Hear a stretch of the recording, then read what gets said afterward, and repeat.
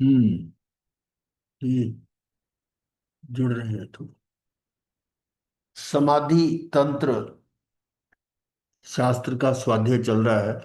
अभी मंगलाचरण के अंतर्गत हमने पहले मंगलाचरण में देखा कि सिद्ध भगवान को नमस्कार किया गया है, और अब अगली गाथा में उसमें अरिहंत परमात्मा को वंदन नमस्कार। तो उसका स्वरूप बताया गया रहा है कि अरिहंत भगवान कैसे है। वो कल हमने ये देखा था, जो टीका, संस्कृत की टीका थी, उसका हिंदी अन्वय देखा था। उसी का आप देखिएगा टीका के रूप में, जिन भगवान की जयवंत वर्तती है, जयवंत वर्तती है, यानी उनका जो वर्चस्व है या वो उनकी जो वाणी है, वो सर्वोत्कृष्ट रूप से वर्तती है।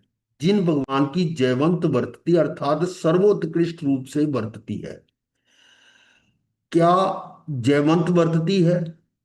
क्या भारती की विभूतियां, अब ये शब्द आ रहे हैं, उनको उनकी व्याख्या की जा रही है। भारती की अर्थात वाणी की, भारती कहा गया है वाणी को, और विभूतियां अर्थात सर्व आत्माओं के हित का उपदेश देना, ये संपदा, ये उनकी संपदा है। ये जयवंत वर्तती है, मतलब वो प्रसारित हो रही है ऐसी। और कैसे होती है, कैसे होते हुए जयवंत वर्तती है, उसको आगे फिर खोला गया कि नहीं बोलते होने पर भी, बोल नहीं रहे, क्यों नहीं बोल रहे? बोलने का प्रयोजन क्या है? प्रयोजन तो कुछ है नहीं, क्योंकि अभी हम पहले कर चुके हैं, वो कृत कृत्य हो गए हैं। हम्म। अरिहंत परमात्मा को अब कुछ करना शेष नहीं है, तो बोलने का भी कोई उनका प्रयोजन नहीं होता। तो इसलिए आया कि नहीं बोलते होने पर भी, अर्थात तालु, ओष्ठ, ये जो आवाज आती है हमारी होंठों से, दांतों से, ये जैसे अलग अलग स्थानों से आती है, उसके संपुट रूप यानी संयोग सम, तालु होंठ के मिलने से ये शब्द निकलते हैं। इसके द्वारा, इसके व्यापार द्वारा वचनोच्चार किए बिना भी, यानी होंठ नहीं हिल रहे, उसका वचनों का उच्चारण भी नहीं किया, उसके बिना ही वाणी परिवर्तती है, यानी वाणी का प्रभाव आता है। वो कैसे आता है? इसका मतलब पूरे शरीर में से आ रहा होगा, ठीक है ना। तो इसलिए उसको सशरीर का, सकल सकल शब्द आया था ना, वो शरीर के लिए आया था। आगे देखिए कि कहा है यत सर्वात्म हितम, यानी सबके हित के लिए है। सर्व, सर्व जीवों के, जो सर्व आत्माओं को हित रूप है, उनकी वाणी जो फिर रही है, वो सबके हित के लिए है। वर्ण रहित निरक्षरी है। अब ये क्या मतलब हुआ? वाणी तो वर्ण रहित नहीं होती। अभी जैसे मैं बोल रहा हूं या आप जो सुन रहे हो, ये शब्द है, ये वाणी जो है, ये तो वर्ण भी है, गंध भी है, रस भी है, स्पर्श भी है। परंतु उनकी वाणी कैसी है?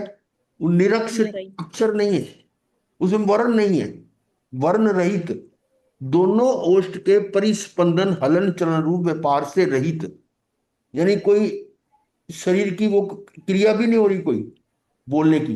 हाँ जी, महाराज और जी आपने बताया था ओम की आवाज आती है, बाकी सुनने वाले अपनी दशा के शरीर भी अकॉर्डिंग ऐसा सुन लेते निकलता हैं। है, उनको आभास होता है लोगों को।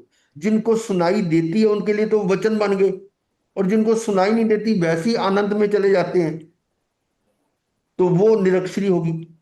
तो उसको यहां कहा कि दोनों ओष्ठ के परिस्पंदन हलन चलन व्यापार से रहित है, किसी दोष से मलिन नहीं है। हमारी तो वाणी में दोष होते हैं। उसके उच्चारण में श्वास का कंपन नहीं होने से, अब ये विशेष देखो, उच्चारण में श्वासों के साथ ही तो आवाज निकल रही है ना, हम्म। कोई कंपन नहीं होने से अक्रम, अक्रम का मतलब एक साथ, यकमुश्त, अक्रम। क्रम तो होता है जैसे एक फिर दो फिर तीन फिर चार, ऐसे क्रम चलेगा। और अक्रम का मतलब सारे एक ही साथ।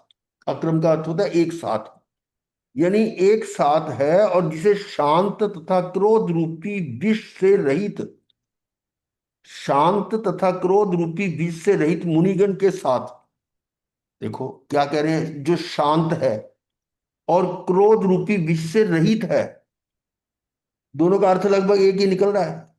जो क्रोध नहीं है तो वो भी शांति है ना। हम्म। शांत तथा क्रोध रूपी विष से रहित मुनिगण के साथ और पशुगण ने भी कर्ण द्वारा अपनी भाषा में सुनी है। यानी त्रेंच भी सुन रहे हैं, जो संगीत रेंच है वो सुन रहे हैं, और वो अपनी भाषा में समझ रहे हैं उसको। इसका मतलब कोई विशेष तरह की तरंगे हैं जो वो अनुभव में आ रही हैं उनके। और वह दुख विनाशक सर्वज्ञ की अपूर्व वाणी हमारी रक्षा करो।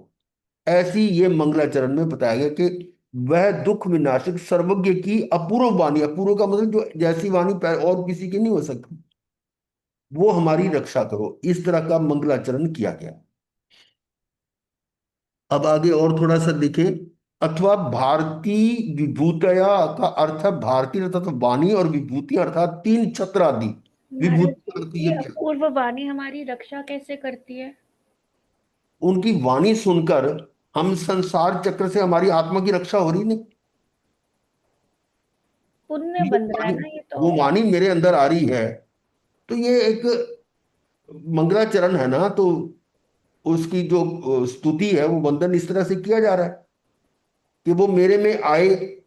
यही तो कहते हैं कि उनकी भगवान की वाणी मेरे, मैं उसमें आत्मसात हो जाऊं, मेरे अंदर तक वो पहुंचे। तो इस तरह की स्तुति है ये। मंगलाचरण तो यही है ना। अब उनके विशेषण आ रहे हैं। तो वो कैसे भगवान की तीर्थ के कर्ता होने पर भी इच्छा रहित की। लो, अब यहां पर भी आप वही पॉइंट आएगा जो आप अभी उठा रहे थे। तीर्थ के कर्ता कैसे हुए?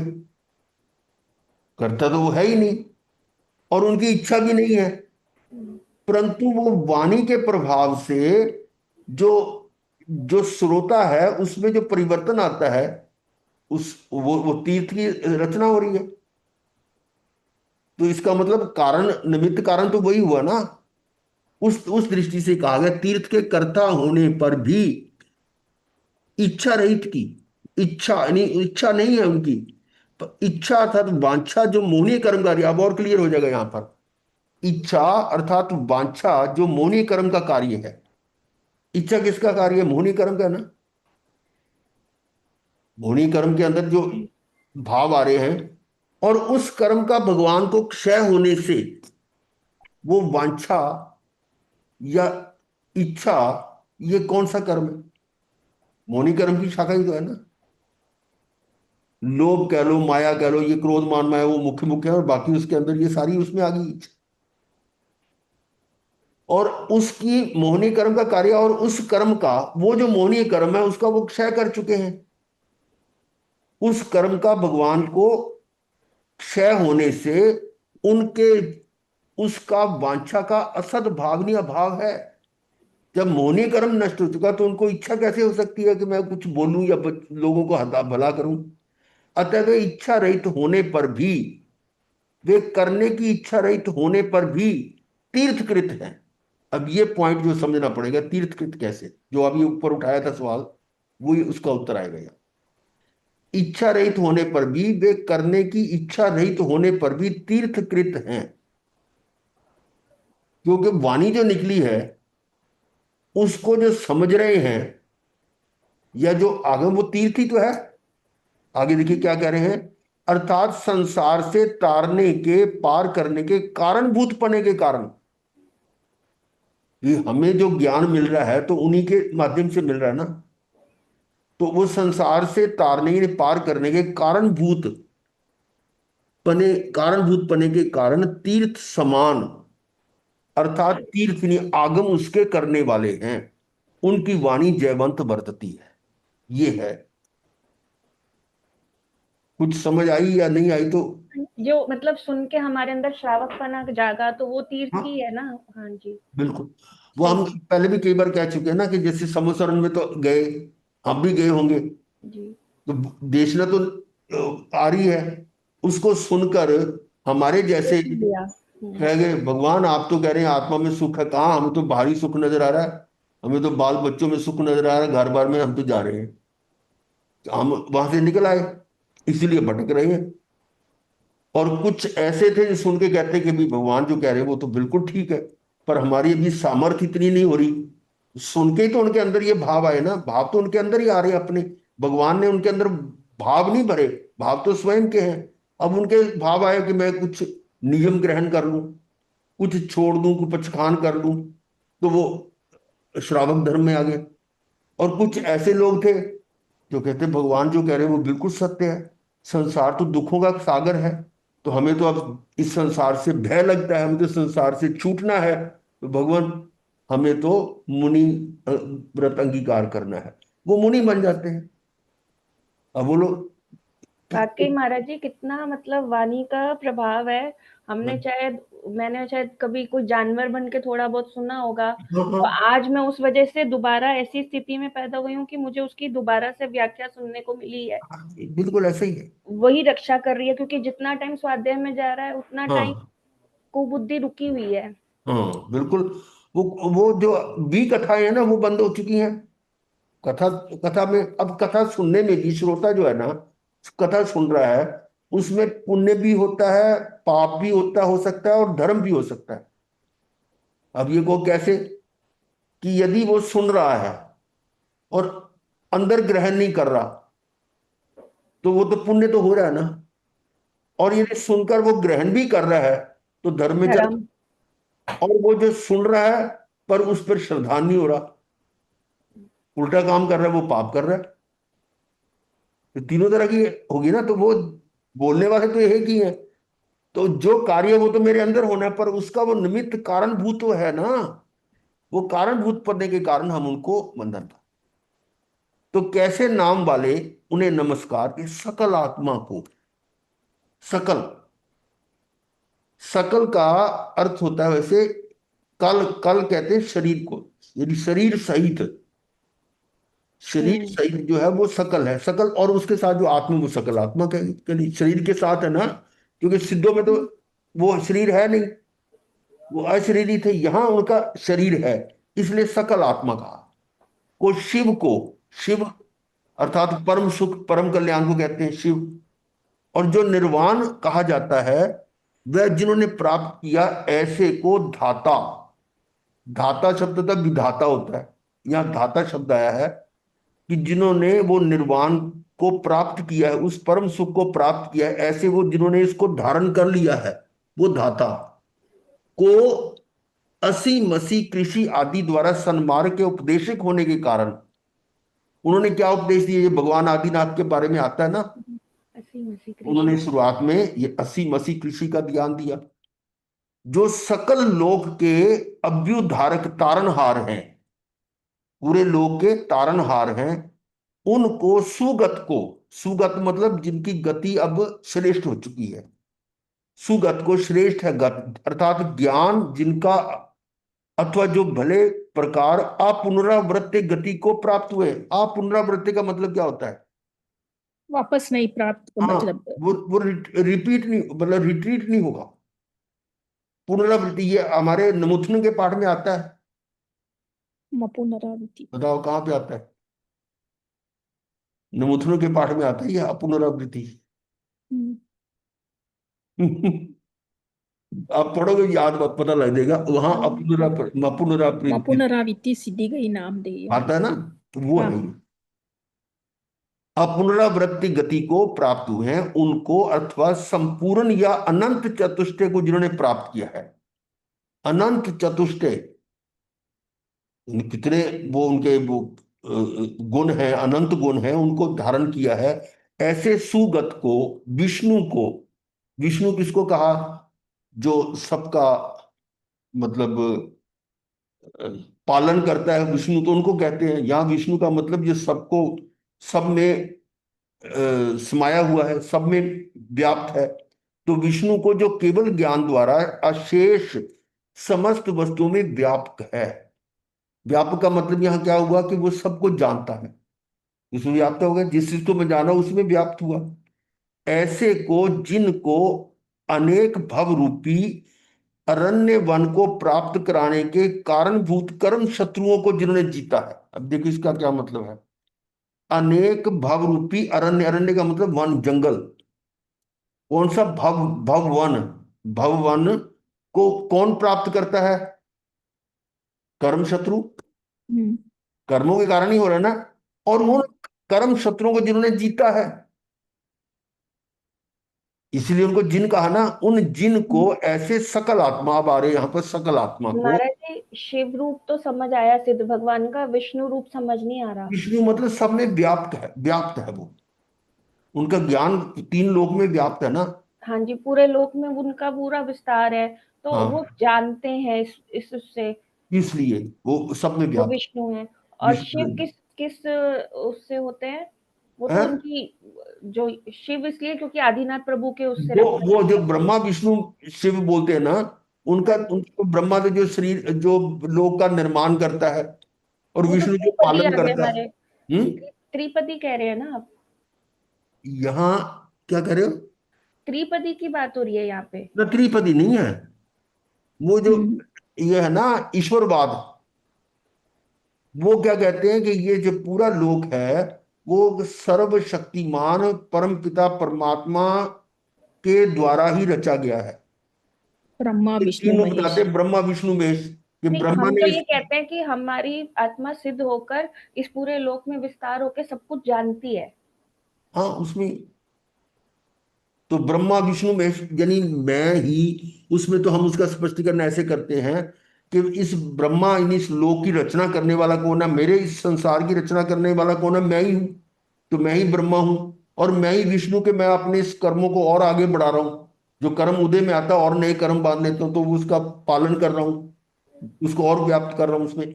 और शिव का मतलब है कि अब इन सब से कल्याणकारी। हटकर मैं डिस्ट्रॉय। उसमें इन सब कर्मों को भस्मीभूत कर देता हूं, संयम और तप के द्वारा। तो मैं ही शिव हूं, मैं ही ब्रह्मा, मैं ही विष्णु, मैं ही शिव। तो इसमें यही। महाराज जी, गॉड को ना कहीं पढ़ा था GOD। जी हाँ, मतलब जनरेटर, ओ मतलब ऑपरेटर, डी मतलब डिस्ट्रॉयर। हाँ, तो उससे GOD बना। उसमें डिस्ट्रॉयर में शिव आ गए, ऑपरेटर में ये विष्णु जी नारायण आ गए, हाँ, और जी में गॉड, जनरेटर में हाँ। ब्रह्मा ब्रह्मा। ब्रह्मा। ये तो और उनका यहाँ धर्म है। पर हमारे उसमें पहली बार मैं देख रही हूँ ये नाम आए हैं। अभी तक यही सुना कि हम लोग इन्हें मानते नहीं है। और अभी नहीं, लेकिन शब्द इनका तो है नाम ना। सुना। शब्द का अर्थ हम यहाँ क्या ले रहे हैं?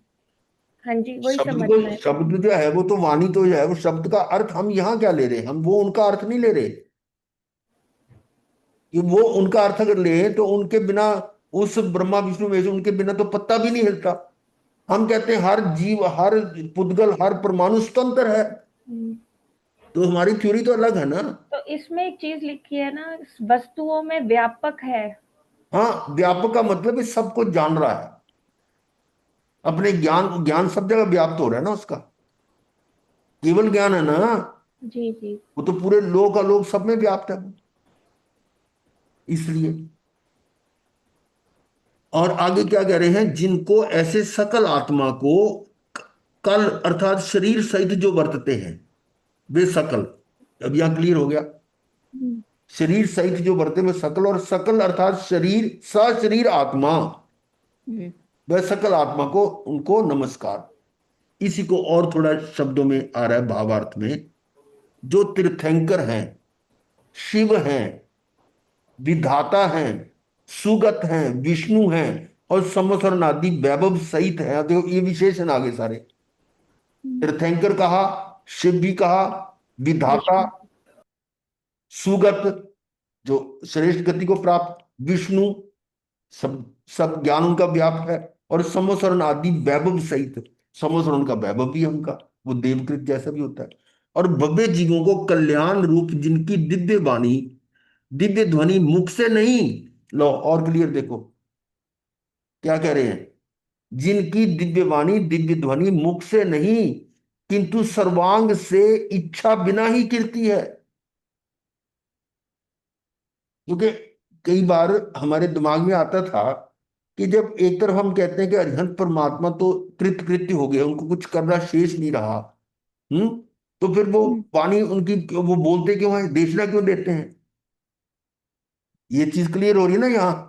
इससे हम टैली कर सकते हैं कि भाई ये ऐसा सही लग रहा है। महाराज जी, गुरुद्वारों में सिख जो गुरु हैं, उनको भी ना वो हमेशा कहते हैं कि वो कभी बोलते नहीं दिखाते, उनकी फिल्में भी जो स्टोरीज पे बनी है हाँ उनकी बाकी सारे कैरेक्टर्स बोलते हुए दिखाते हैं, वो चुप होते हैं और उनका आंसर फिर भी आवाज आ रही होती है। हाँ, वो वही यही यही चीज है ना, सेम। दिव्य ध्वनि मुख से नहीं किंतु सर्वांग से इच्छा बिना ही खिरती है। किसकी इच्छा? उन भगवान की इच्छा नहीं है, पर वाणी खिर रही है। खिरने का कारण क्या है? वो आपके नाम कर्म का भी तो है। हम्म, और वो जयवंत वर्तती है, यानी अपना सर्वोत्कृष्ट वर्तती है। जय का मतलब सबसे उत्तम। उन सशरीर शुद्ध आत्मा को, उस सशरीर शुद्ध आत्मा को अर्थात जीवन मुक्त। अब जीवन मुक्त का मतलब क्या है? क्योंकि अब इसके बाद में उनका उनको जन्म जीवन नहीं। जन्म लेना नहीं पड़ेगा। जी। हाँ, वो जीवन मुक्त है। अरहंत परमात्मा को यहां नमस्कार किया है। ये मंगलाचरण का ही सारी व्याख्या आ रही है। अभी तो शास्त्र शुरू नहीं हुआ, उससे पहले देखो कितनी व्याख्या आ रही है। तो ये भी मांगलिक श्लोक है। इसमें ग्रंथकार ने श्री अरहंत परमात्मा और उनकी दिव्य ध्वनि को नमस्कार किया है। नमस्कार करने का कारण समझ गए आगे। अब हम्म, देखिए फिर और क्लियर कर रहे हैं। श्री अरिहंत देव कैसे हैं? अब अरहंत भी कहते हैं, अरिहंत भी कहते हैं, अरुहंत भी कहते हैं, अरोहंत भी कहते हैं। चार पांच नाम है इसके। हम्म, यहाँ अरहंत का मतलब क्या है? कुछ जो जिनका कुछ अब बचा नहीं है, रहा नहीं है कुछ, अब कुछ करने का के लिए बचा नहीं, वो अरहंत। तो वो कैसे हैं? तालु ओष्ठ आदि की क्रिया रहित। तालु ओष्ठ जैसे हम मिला रहे हैं, और इच्छा रहित उनकी वाणी जयवंत वर्तती है। वो सर्वोत्कृष्ट रूप से वर्तती है। वे तीर्थ के कर्ता हैं, अर्थात जीवों को मोक्ष का मार्ग बतलाने वाले हितोपदेशी हैं। और मोह के अभाव के कारण, वही चीज रिपीट हो रही है यहां, हम्म, मोह के अभाव के कारण उनके किसी भी प्रकार की इच्छा शेष नहीं रही। जब मोहनीय खत्म हो गया तो उनमें कोई किंतु परंतु आकुल व्याकुल कुछ रहेगा नहीं। इच्छा कैसे रहेगी? इच्छा होने का मतलब कि आकुलता व्याकुलता हो रही है, वो नहीं है। उसकी भी किसी प्रकार की इच्छा शेष नहीं रही, अर्थात वे वीतरागी हैं। और ज्ञानावरण आदि चार घातीय कर्मों का नाश होने से, ये चार घातीय कर्म नष्ट होने से उनके चार वो गुण अनंत ज्ञान, ज्ञान दर्शन सुख वीर, ये चारों गुण प्रकट हो गए नहीं? चारों भी अनंत ज्ञान आदि गुण, ज्ञान आदि का मतलब ज्ञान दर्शन सुख और वीर, ये गुण प्रकट हुए। अर्थात वे सर्वज्ञ हैं। यह है सर्वज्ञता। इस शब्द पर भी अन्य धर्मों में भी बहुत चर्चा होती है कि सर्वज्ञ कैसे हैं। क्वेश्चन उठाते हैं कि ये आप कैसे उनको सर्वज्ञ कह रहे हैं? तो ये तो समझने की बात है, समझाई नहीं जा सकती। तथा वे शिव हैं, धाता हैं, सुगत हैं, विष्णु हैं, जिन हैं और सकल आत्मा है। ये सब उनके गुणवाचक नाम है। ठीक है, शिव है, दाता, सुगत, विष्णु, जिन, सकल आत्मा। अब आगे बता रहे हैं कि भगवान की वाणी कैसी है। वह दिव्य ध्वनि है जो भगवान के सर्वांग से, भगवान के सर्वांग से बिना इच्छा के छूटती है। सर्व प्राणियों की हित रूप और निरक्षरी है। अब देखिए, भगवान के सर्वांग से, हमारी वाणी तो मुंह से निकल रही है ना, उनके पूरे पूरे शरीर से। ऐसे ही मृत्यु के समय बताते हैं कि जो आत्म प्रदेश है ना, वो सिकुड़ जाते हैं, एक जगह इकट्ठे होते हैं, वहां से वो निकल जाते हैं। कोई कहता है किसी के मुंह से निकले, कोई आंख से निकले, कोई सिर से निकले, कोई कहीं से निकले, ऐसा लोग देखते हैं, क्योंकि अंत समय में जैसी स्थिति होती है। परंतु जो भगवान का जो निर्वाण होता है, तो उनके आत्म प्रदेश तो ऐसे सर्व अंगों से निकलते हैं। ऐसी ये भाषा निकल रही है, वो जो उसकी दिव्य वाणी है। तथा भगवान की दिव्य ध्वनि को देव, मनुष्य, त्र्यंच आदि, देव मनुष्य त्र्यंच आदि का मतलब नरक भी आ गया उसमें, सर्व जीव अपनी अपनी भाषा में अपने ज्ञान की योग्यता अनुसार समझते थे। जिनका जितना जितना क्षोभ क्षम हुआ है, उतनी उतना वो समझ लेते हैं। क्षोभशम की बात जो है वो समझ में आती है कि जब आप स्वाध्याय करते हैं तो स्वाध्याय करने से ज्ञानावरणी कर्म का क्षोभशम होता है। बार बार स्वाध्याय में क्या है? वाचना, पृच्छना, पर्यटना, अनुप्रेक्षा और धर्म, 5 अंग है ना। उसमें अनुप्रेक्षा भी है और पर्यटना भी, बार बार रिपीट करना। तो जो चीज आप बार बार पढ़ते हो तो अब आपको वो समझ में आने लगती है नहीं। हम्म, तो इसका मतलब आपका ज्ञानावरण जो कर्म है वो हल्का हुआ, तभी तो समझ में आ रही है। अब जैसे आप मान लो, जिसने पहले दिन शुरू किया होगा ये स्वाध्याय का काम, उसकी समझ में इतना आता नहीं, मतलब क्लियर नहीं होगा।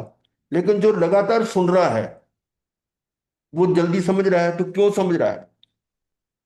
इसका मतलब उस सिचुएशन से आप आज की जो सिचुएशन, दोनों में अंतर है ना कहीं। हम्म, तो वो उस समय आपको कोई समझा भी रहा होगा तो आपकी समझ में नहीं आता। और वही बात अब जैसे बार बार आप सुन के मनन करते हैं, और वही बात अब मान लो कोई 2 साल के, 4 साल के, 10 साल के बाद वो कहता है अब आपकी समझ में आ रही है, हाँ ये तो ठीक है। तब क्यों नहीं आ रही थी? इसका मतलब ज्ञानावरणी कर्म उस समय ज्यादा घनीभूत था। और जैसे स्वाध्याय करते जा रहे हैं आपका ज्ञानावरणी का क्षयोपशम हो रहा है, और उस क्षयोपशम की आपकी योग्यता होगी।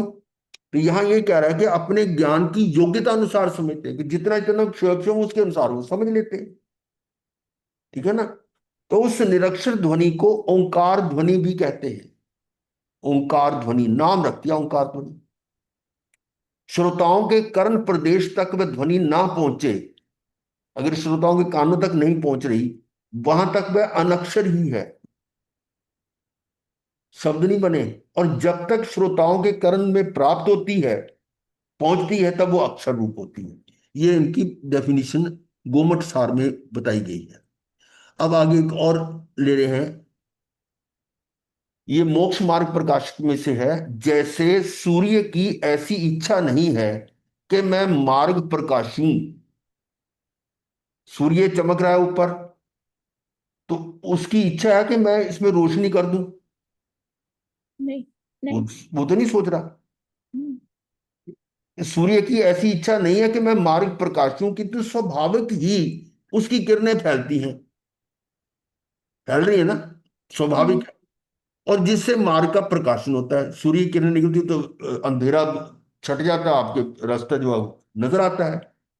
अब बिल्कुल उसी प्रकार ही श्री वीतराग केवली भगवान के ऐसी इच्छा नहीं कि हम मोक्ष मार्ग को प्रकाशित करें।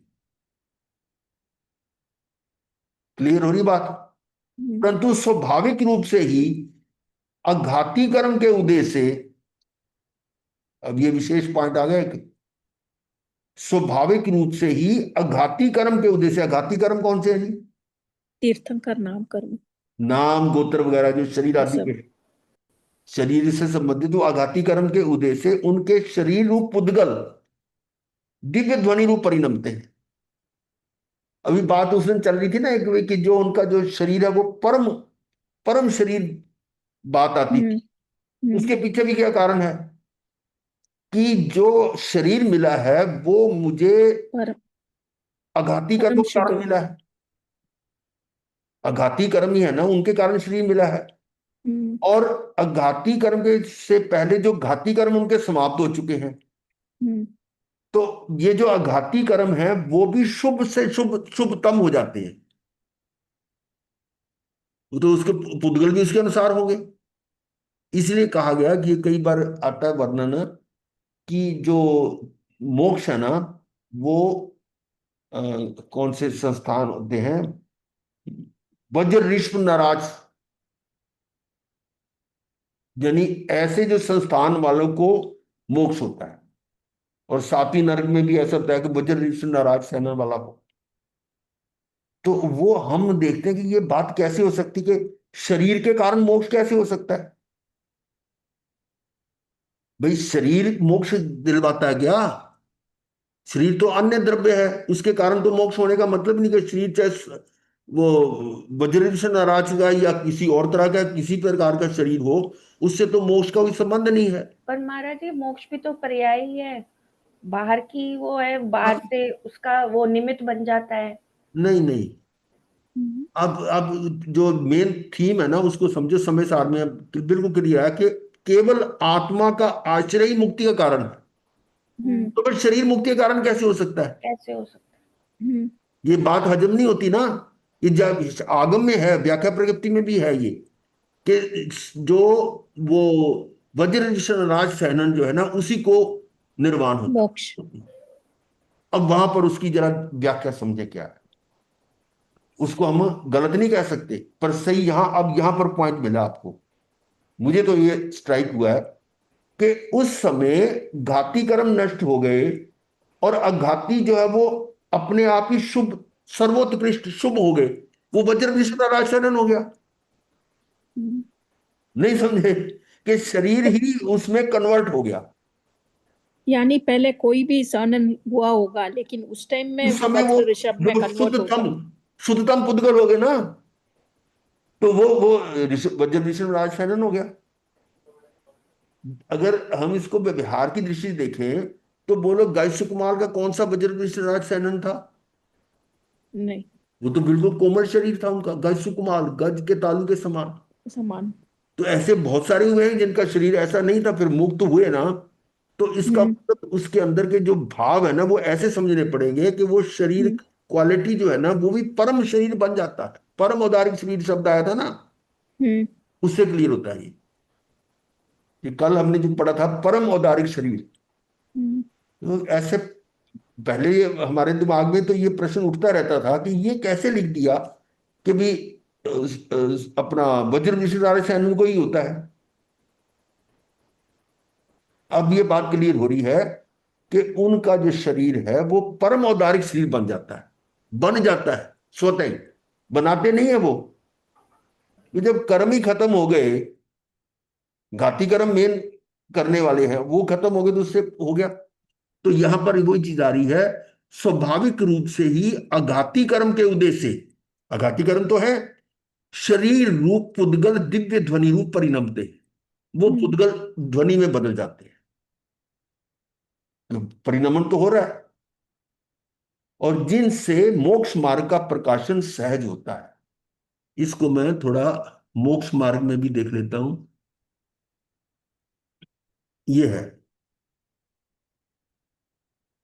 अब इसी इसी पैरे को देखें। इस संसार अटवी में समस्त जीव हैं, संसार अटवी में, संसार पूरे में है, समस्त जीव हैं, वे कर्म निमित्त से उत्पन्न, कर्म निमित्त से उत्पन्न जो नाना प्रकार के दुख उनसे पीड़ित हो रहे हैं।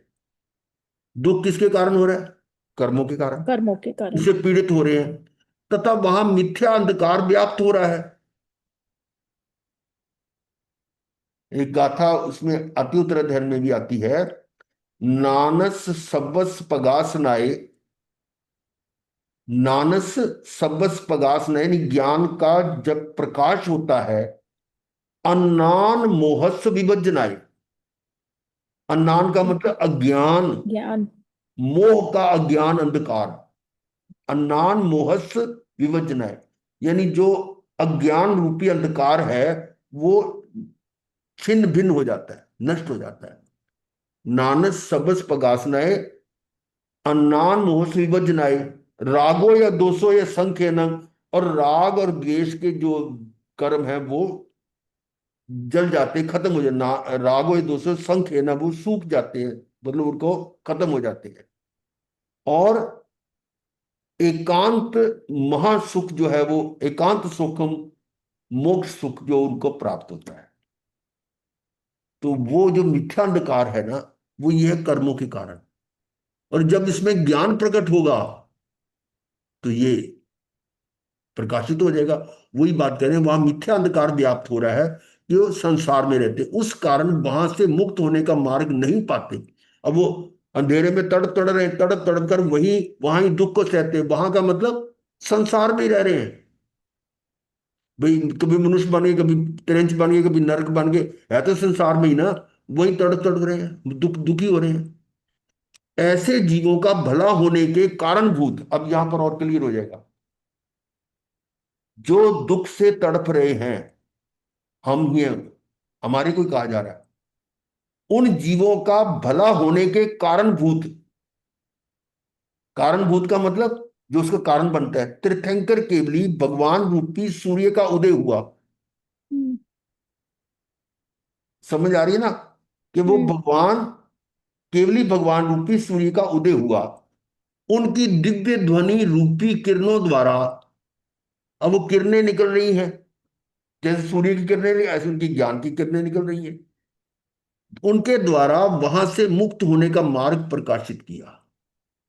जैसे सूर्य मार्ग का प्रकाशन करता है, ऐसी ये सूर्य है, केवली भगवान, उनसे वो मार्ग प्रकाशित किया। जिस प्रकार, अब यही आगे लाइन आ रही है, सूर्य की को ऐसी इच्छा नहीं है कि मैं मार्ग का प्रकाशन करूं। अब और क्लियर हो जाएगा। सूर्य को ऐसी इच्छा नहीं है कि मैं मार्ग का प्रकाशन करूं, परंतु सहज ही उसकी किरणें फैलती हैं।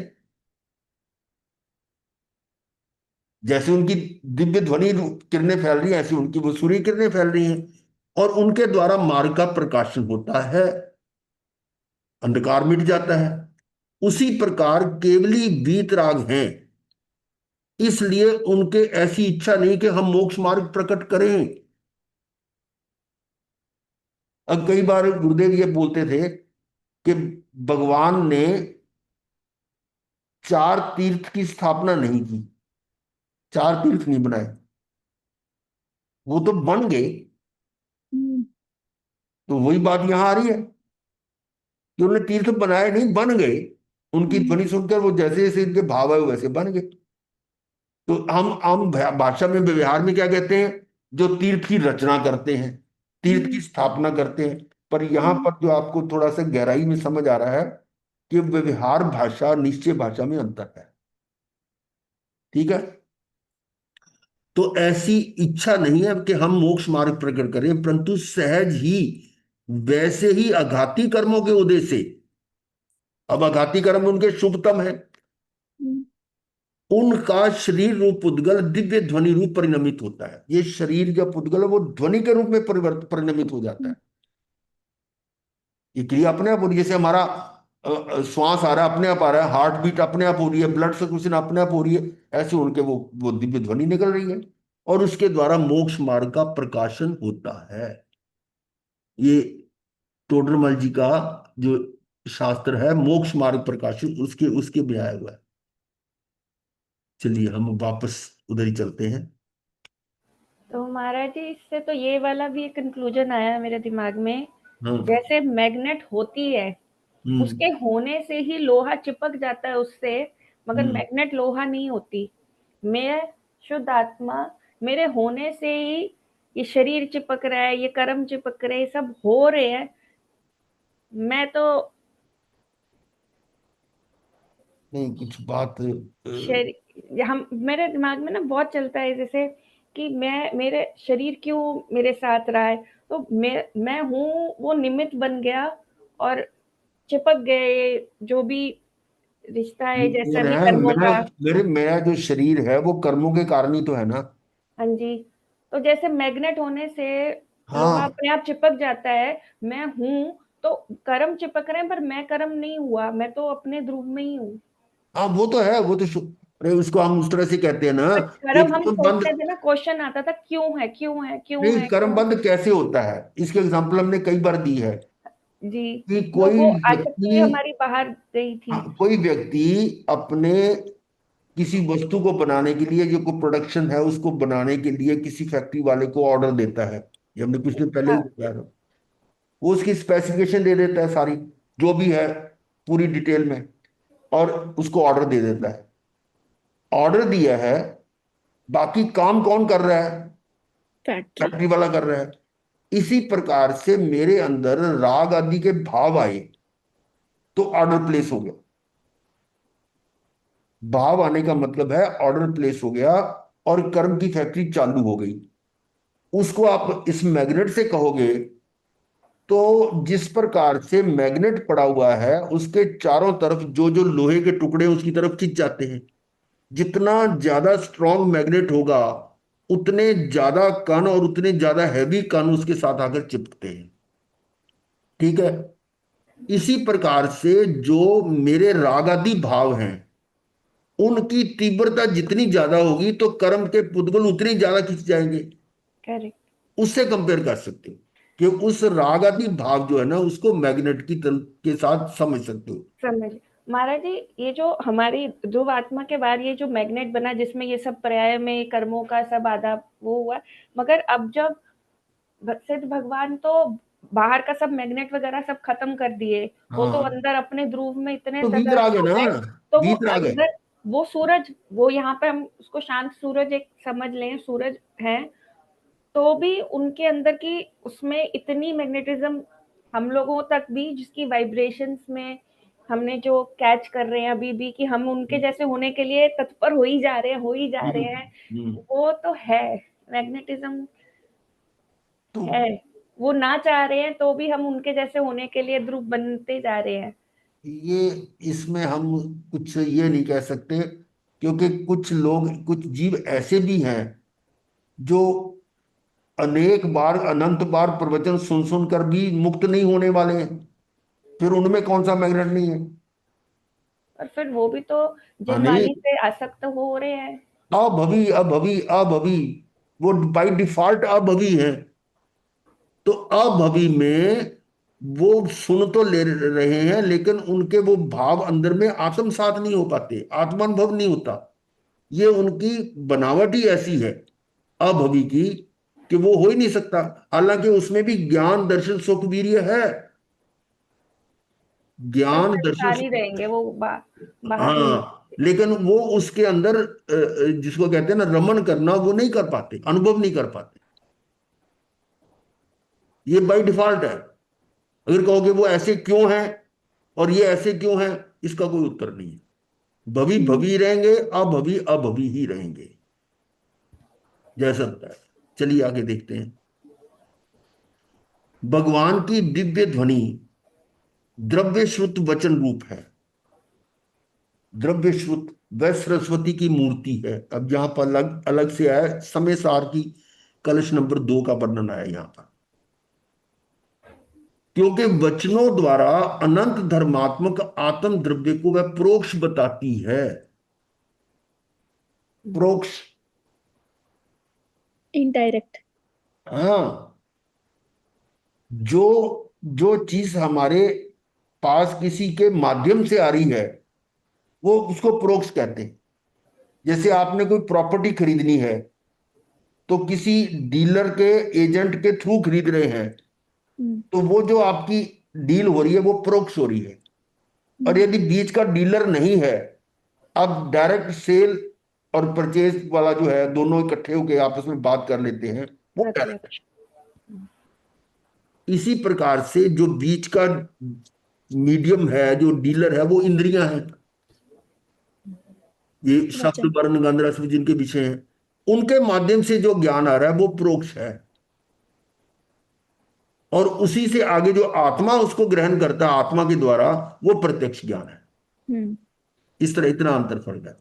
क्योंकि वचनों द्वारा, वचन जो है वो पुद्गल है, अनंत धर्मात्मक आत्म द्रव्य को वह प्रोक्ष बताती है कि ये जो आत्म द्रव्य है ये अनंत धर्मात्मक है, अनंत गुण है इनमें, उसको बताती है वो। जैसे आप पढ़ के सुन रहे हो, तो केवल ज्ञान अनंत धर्म सहित आत्म तत्व को प्रत्यक्ष देखता है। दोनों अंतर बता दिया। हम्म, केवल ज्ञान अनंत धर्म सहित आत्म तत्व को प्रत्यक्ष देखता है।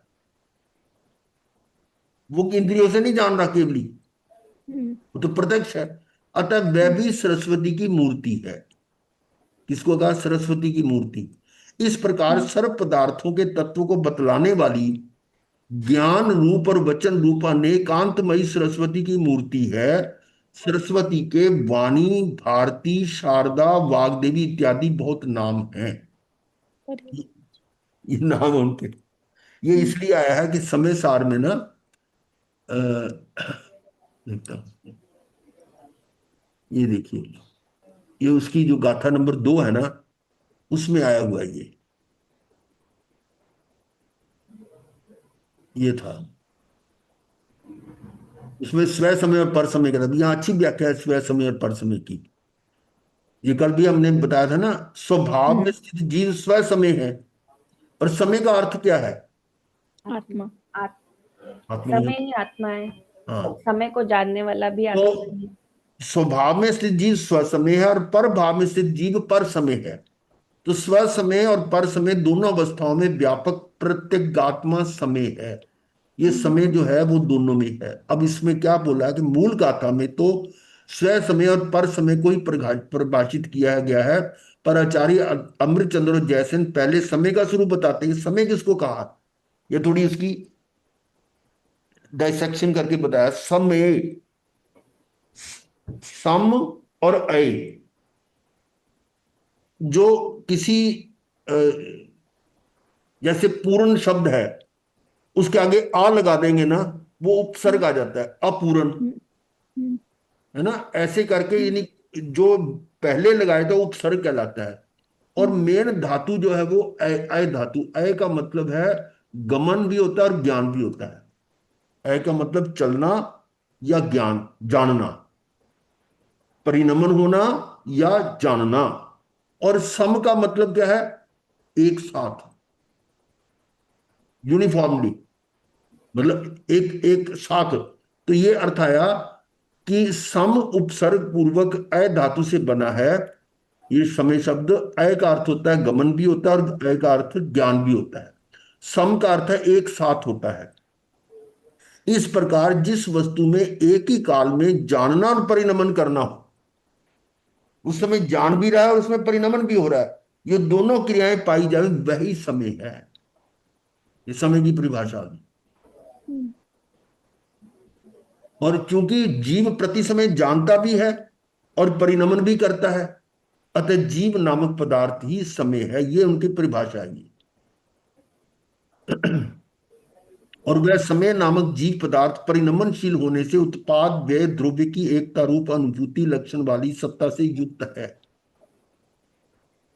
ये समय, समय क्या है? जीव है ना, ये द्रव्य है और परिणमनशील है, तो उत्पाद व्यय द्रव्य तो हो ही रहा है। उनकी एकता, एकता का मतलब उत्पाद हो रहा है और पहली वाली प्रक्रिया का व्यय हो रहा है और उसमें ध्रुवपना भी है।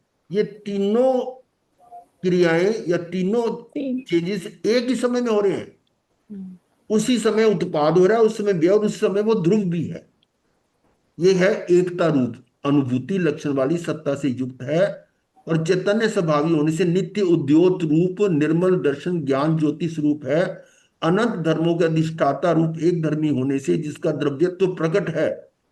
क्रम और अक्रम, ये क्रम और अक्रम क्या होता है? क्रम का मतलब होता है एक एक समय के साथ, और अक्रम होता है इकट्ठा। तो पर्याय जो है वो क्रम से होती है और गुण अक्रम होते हैं। ये अंतर है। क्रम और अक्रम से प्रवृत्त होने वाले विचित्र स्वभाव को धारण करने वाला होने से गुण पर्याय वाला है। गुण और पर्याय, पर्याय क्रम से होती है और गुण अक्रम से। स्व पर के प्रकाशन में समर्थ होने से, स्व और पर के प्रकाशन में समर्थ होने से समस्त पदार्थों को प्रकाशित करने वाली एक रूपता प्राप्त की है, जिसने अन्य द्रव्यों के जो विशेष गुण है, ऐसे अवगाहन हेतुत्व, गति हेतुत्व, स्थिति हेतुत्व, वर्तना हेतुत्व और रूपित्व के अभाव से। ये क्या है? कुछ ध्यान आया क्या है ये? ये बाकी द्रव्यों के गुण, मतलब ये हाँ, ये जो गति, छह द्रव्य है ना, धर्मास्तिकाई। हर द्रव्य का अपना अपना गुण है। अवगाहन हेतुत्व गुण किसका है? आकाश का। आकाश का, बिल्कुल ठीक है। गति हेतुत्व धर्मास्तिकाई। धर्मास्तिकाय, धर्म। धर्मास्तिक आएगा। स्थिति हेतुत्व आ गया। अधर्म। अधर्मास्तिकाय, परिवर्तना हेतुत्व काल। पुद्गलास्तिकाय। काल नहीं का, नहीं नहीं, कालास्तिकाय। काल काल। और रूपित्व गुण किसका? काल का उद्गल। उद्गल। सबके आगे ना। और अन्य द्रव्यों के जो विशेष गुण है ये, उनके अभाव से, अब इनके, इनका अभाव है, यानी जो ये गुण है ना वो मुझ आत्मा में नहीं है। यानी ये जो गुण है ना, इनके अभाव से एवं असाधारण चैतन्य रूप के सद्भाव से। यह तो है। मेरे में गुण है वो असाधारण है, वो दूसरे में नहीं है। वो कौन सा है? चैतन्य रूप। सद्भाव से आकाश, धर्म, अधर्म, काल और पुद्गल, इन पांचों द्रव्यों से जो अत्यंत भिन्न है। अब बता दिया ना कि हम्म, आकाश भी मैं नहीं हूं, क्योंकि वो काम मैं नहीं कर सकता। धर्म भी नहीं, हम्म, अधर्म भी नहीं, काल भी नहीं, पुद्गल भी नहीं। इन पांचों हम्म, द्रव्यों से जो अत्यंत भिन्न है, वह जीव नामक पदार्थ अनंत अन्य द्रव्यों से अत्यंत एक क्षेत्रावगाह रूप से संबंधित होने पर भी, ये अच्छा। पॉइंट जरा समझे, ये जीव नामक क्योंकि पदार्थ, जीव और पुद्गल दोनों एक ही क्षेत्र में रह रहे हैं। हाँ, अनंत अन्य द्रव्यों से अत्यंत एक ही क्षेत्र में, हम्म, क्षेत्र भेद नहीं है। अब देखो ना, जैसे जिस क्षेत्र में ये शरीर है हमारा, उसी उसी क्षेत्र में। क्षेत्र में आकाश भी है, हम्म, धर्म द्रव्य भी है, अधर्म द्रव्य भी है, काल भी परिवर्त रहा है, और पुद्गल भी है उसी उसी क्षेत्र में, और उसी क्षेत्र में मैं भी हूं, अर्थात आत्मा। तो उन एक ही जगह होने पर, एक ही अवगाहना में होने पर भी एक दूसरे से अलग है। एक क्षेत्रावगाह रूप से संबंधित होने पर भी अपने स्वरूप से ना छूटने के कारण वो अपना स्वरूप को बदल नहीं रहा। टंकोत्कीर्ण चैतन्य स्वभाव रूप है। ये टंकोत्कीर्ण मतलब अपना उसका स्वभाव कायम है, हर द्रव्य का कायम है। इसको हम एग्जांपल दिया करते थे कि आपने एक बर्तन में पानी लिया, उसमें नमक डाल दिया, हल्दी डाल दी, जीरा डाल दिया, मिर्ची डाल दी, और उसमें दाल भी डाल दी। जैसे भी प्रोसेस होगी, उसको आपने गर्म कर लिया, अग्नि भी डाल दी, और वो आपकी डिश बन गई दाल। अब उस दाल के अंदर, आप कहते तो दाल है उसको, लेकिन दाल में नमक भी है, उसका अपनी एग्जिस्टेंस है। मिर्ची अपना दिखा रही है कि मैं भी हूं, हल्दी अपना रंग दिखा रही है, और जीरा वगैरह जो भी डाला वो भी इसमें आ रहा है, और दाल इटसेल्फ भी है, पानी भी है। तो सारे एक क्षेत्र में होने पर भी सबकी जो स्थिति है, या आइडेंटिटी। अपने स्वभाव से वो हटे नहीं है। कंपाउंड है, यानी बोल अपने अपने स्वरूप से ना छूटने के कारण टंकोत्कीर्ण चैतन्य स्वभाव रूप है। ऐसे जीव नामक पदार्थ ही समय है। और जब जब ये समय जीव सब पदार्थों को प्रकाशन करने में समर्थ केवल ज्ञान को उत्पन्न करने वाली भेद ज्ञान ज्योति के उदय होने से सभी पर द्रव्यों से अपनापन तोड़कर, अब वही जीव सब पदार्थों को प्रकाशन करने में समर्थ है कि नहीं? केवल ज्ञान है। सब में हुआ है। उस केवल ज्ञान को उत्पन्न करने वाली वेद विज्ञान ज्योति, हम्म, ये है। इसका उदय होने से सभी पर द्रव्यों से, जब इसका उदय हुआ, वेद ज्ञान का पता लगा, तो पर द्रव्यों से अपनापन तोड़ दिया। पहले भावों से तोड़ेगा, फिर वो द्रव्य से भी तोड़ेगा। पर द्रव्यों से अपनापन तोड़कर अपने दर्शन ज्ञान स्वभाव में है, नियत वृत्ति जिसकी, ऐसे आत्म तत्व में एकाकार होकर प्रवृत्ति करता है, तब दर्शन ज्ञान चरित्र में स्थित होने से अपने स्वरूप को एकत्व रूप से एक ही समय में जानता और परिणमता हुआ स्व समय कहलाता है। ये परिभाषा है स्व समय की। अभी इसमें शॉर्ट में हम देख लेते हैं। इस प्रकार इस समय जीव की स्व समय और पर समय, ये द्विविधता, दो दो तरह का है, दो पना प्रकट होता है। यहाँ समय का स्वरूप 7 विशेषणों से के माध्यम से स्पष्ट किया गया है। नंबर 1, उत्पाद व्यय ध्रुव युक्त सत्ता सहित है। जो समय है उसमें तीनों चीजें हो रही हैं, उत्पाद व्यय और ध्रुवता है। फिर ज्ञान दर्शन रूप स्वरूप चैतन्य स्वभावी है। हम्म, फिर अनंत धर्मात्मक एक अखंड द्रव्य है। सारे उसी उसी की परिभाषा आ रही है। अक्रमवर्ती गुणों, जो अक्रम वाले हैं वो गुण है, और क्रमवर्ती प्रयास से युक्त है, गुण और प्रयास से युक्त है। और स्व पर प्रकाशिक सामर्थ्य युक्त होने से अनेकाकार होने पर भी एक रूप है। समझ आ रही होगी। और हम्म, अपने असाधारण चैतन्य स्वभाव के सद्भाव एवं पर द्रव्यों के विशेष गुणों के अभाव के कारण पर द्रव्यों से भिन्न है। हम्म, मेरी भिन्नता भी नजर आ गई कि मेरा स्वभाव और हम्म, उसका स्वभाव अलग है।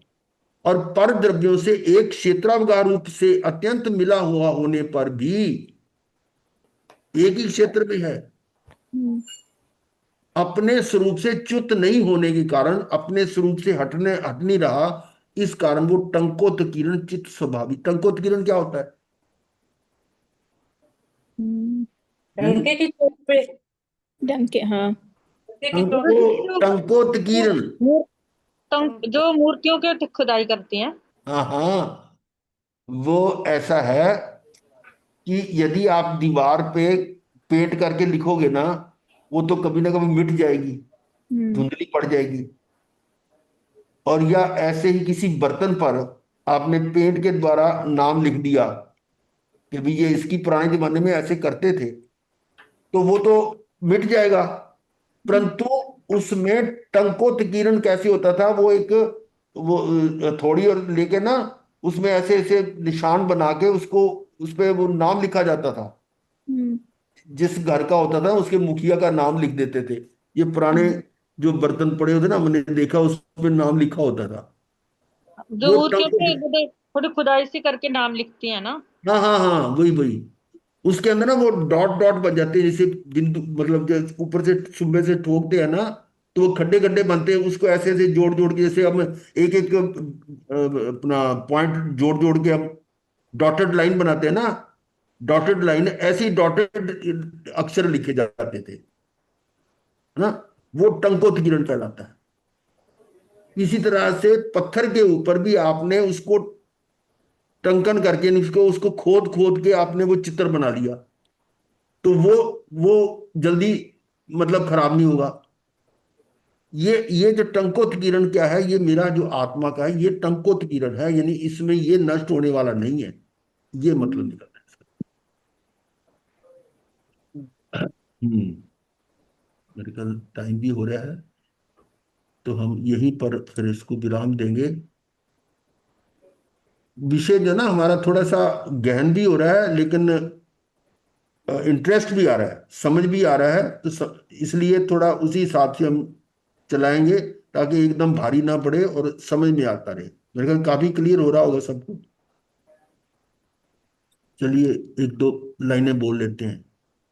बड़े भाग्य से हमको मिला जिन धर्म, बड़े भाग्य से हमको मिला जिन धर्म, हमारी कहानी है, तुम्हारी कहानी है, बड़ी बेरहम,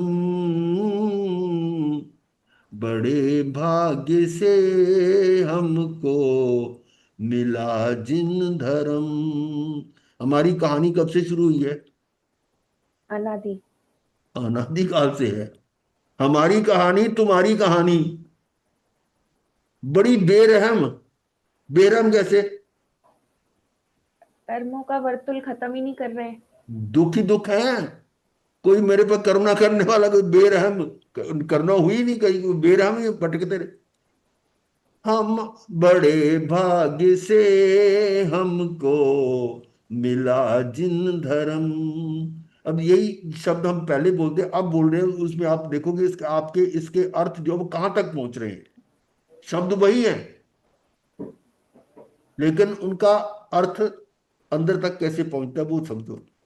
बड़े भाग्य से हमको मिला जिन धर्म, हमारी कहानी है, तुम्हारी कहानी है, बड़ी बेरहम,